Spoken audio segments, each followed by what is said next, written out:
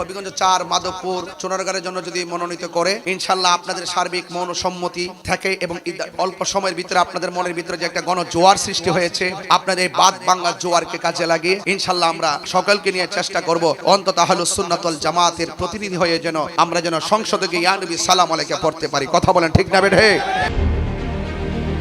হবিগঞ্জ 4 আসনে বাংলাদেশ ইসলামী ফ্রন্টের প্রার্থী মোহাম্মদ গিয়াসউদ্দিন তাহেরি তার নির্বাচনী হলফনামায় নিজেকে পেশায় ব্যবসায়ী হিসেবে উল্লেখ করেছেন। আয়ের উৎস হিসেবে দেখিয়েছেন ব্যবসা, কৃষি এবং শেয়ার বন্ড, সঞ্চয়পত্র, ব্যাংক আমানতের সুদ।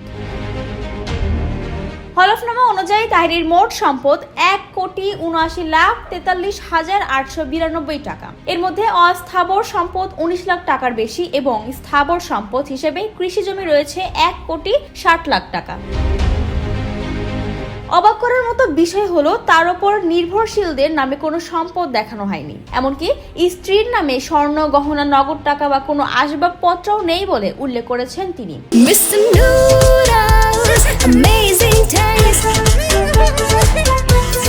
তবে নিজের নামে রয়েছে 31 ভরি স্বর্ণ, যার মূল্য প্রায় 6 লাখ টাকা। হলফনামায় তিনি জানান তার কৃষি খাত থেকে বছরে আয় 26,400 টাকা, ব্যবসা থেকে 7,91,000 টাকা এবং ব্যাংক সুদ থেকে 22,892 টাকা। নগদ অর্থ রয়েছে 41,286 টাকা। ব্যাংক হিসাবে সঞ্চিত রয়েছে 7,63,606 টাকা। আসবাবপত্রের মূল্য দেখানো হয়েছে 5 লাখ টাকা।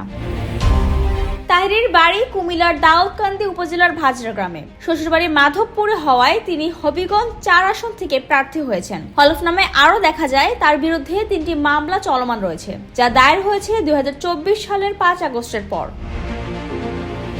ডেস্ক রিপোর্ট, জয় দিন।